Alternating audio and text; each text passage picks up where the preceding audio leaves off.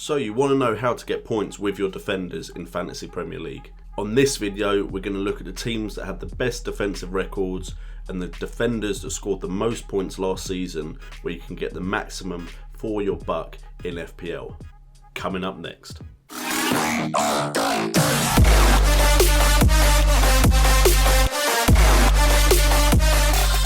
Check this out. What's up guys, and welcome to JNO United, the home of football news, entertainment and games. And today we're going to look at defenders. But before we get into that, if you're new around here, make sure to subscribe, smash that thumbs up button as we're on the 5th day of 30 days of FPL. And please, in the comments below or on Twitter at JNO United, please leave your questions for an episode or two that I will do in this 30 days of FPL, where I answer your questions related to Fantasy Premier League. But with the admin out the way, let's get into the defenders from the best defensive teams last season and who can get you the most points this season. Now, last season it was mainly about the big sides again. As far as defence go, Leicester did break that mould, and there are definitely certain defenders from certain teams that can get you lots of points, even though the team they're in isn't that defensively strong. But if you want nailed on points, then don't look any further than Arsenal. If you're looking for a premium price defender, then the likes of Koscielny, Bellerin and Nacho Monreal are pretty safe bets to get you good points for your Fantasy Premier League side. If you look at Koscielny, he's got the goal threat. He scored 4 goals last season. The season before he scored 3, and the season before that he scored 2.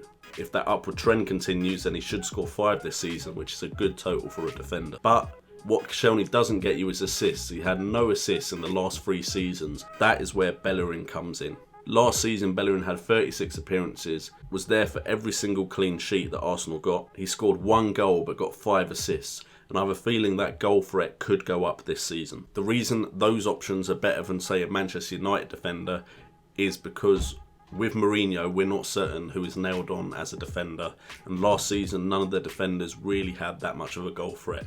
Maybe Luke Shaw can change that, but he was injured for most of last season, so we don't know how he's going to fit into that new Man United setup. Manchester City, though, do have a defender that has consistently been good over the last 2 seasons, and that man is Alexander Kolarov.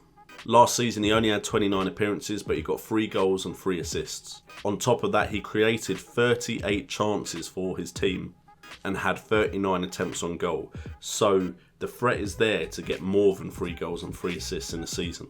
The season before that, he had 30 appearances, he only scored 1 goal, but he got 7 assists, creating 34 chances and having 53 attempts on goal. So if it is Kolarov's season this year, he could definitely be a big point scorer in FPL.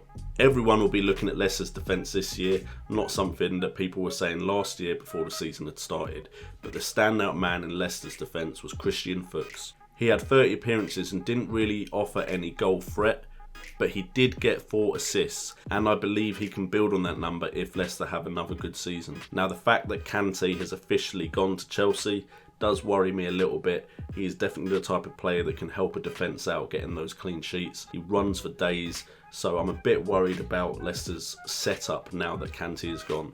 I know they have tried to replace him, but I'm not sure Kante is the type of player that is easily replaced. So me personally, I may not go for Leicester defence that early on in the season, or at least until I've seen some pre-season games before I jump on that bandwagon. Tottenham's standout defender was Toby Alderweireld. Probably said that so wrong. If you're new to this channel, I say foreign names wrong a lot. He was there for every single Tottenham game and he got 4 goals last season. Add to that 2 assists and 13 clean sheets and you're looking at one of the best performing defenders last season. But just to show you the goal threat he does have, he had 40 attempts on goal last season. So that number could go up as far as goals scored. We then have Liverpool's best defender as far as points go, and that is Alberto Moreno. Last season he had 28 appearances, he got 1 goal and he got 4 assists. He created 61 chances for his side and had 36 attempts on goal. The season before that he got 2 goals and no assists, but he did have 33 chances created, so he's definitely a very attacking defender. Now, a lot of people worry about Alberto Moreno as far as defending goes, but if Liverpool are getting the clean sheets anyway, it doesn't matter if Moreno's a good defender, it matters that he's getting you more FPL points. With West Brom, you had Craig Dawson, which I mentioned in the goalkeeping video, which there will be a link for or a card for on the video right now.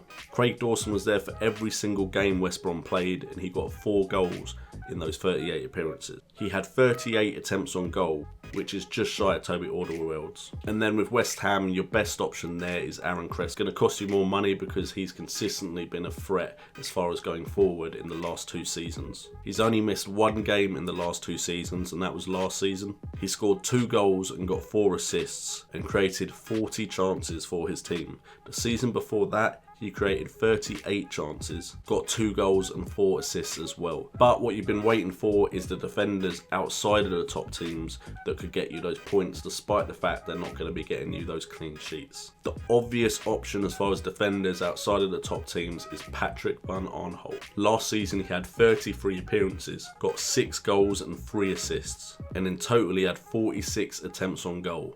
Now that kind of balances out the fact that he only got 6 clean sheets last season. In the season before that, he had 28 appearances, he didn't score any goals, but he got 5 assists and created 35 chances for his team and had 30 attempts on goal. So the goal threat is definitely there. Another player is Scott Dann from Crystal Palace. Last season he had 35 appearances, got 5 goals and 1 assist. 5 goals for a defender is fantastic.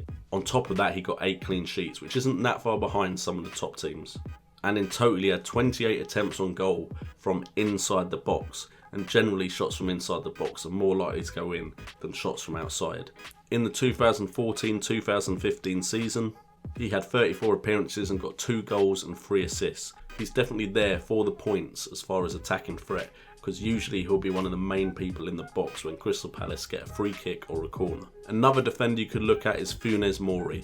With Coman going to Everton, there's a chance that Everton will be a lot more defensively sound this season than they were last. Last season he had 28 appearances, got 4 goals and 1 assist. Add that to his 6 clean sheets and he was a very good point scoring defender, who I don't believe will be that expensive because of Everton's defensive performance last season. And then we have 3 defenders from Bournemouth. Now Bournemouth were only promoted last year, but somehow 3 of their defenders were some of the highest scoring defenders in the FPL game. Steve Cook, Charlie Daniels and Simon Francis all played 36 games or more. If we start with Steve Cook, he played 36 games and he got 4 goals. He didn't get any assists, but 4 goals for the price he was at is a fantastic return. Charlie Daniels, on the other hand, had 37 appearances in which he scored 3 goals and 5 assists.